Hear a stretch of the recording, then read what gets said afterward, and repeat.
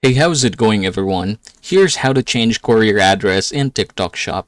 Now, in order for us to do that, you're going to have to open your shop, so you can just click this one down below, and then from here we're just going to scroll this until we see the address. So I'm going to click it. Alright, so I have two addresses as of the moment. Now if I want to add another, I can just go ahead and click add address. Alright, once you're here, you're just going to go ahead and fill in the necessary information. For example, I'm going to go ahead and do this one real quick. Alright, that's my name, and say for example the number is like that, and then we're going to go here down below. We have the address information, so I'm going to go ahead and write here, say for example something like this, and then I'm going to click this one. After doing so, you can see that at the top there has been an address written in there.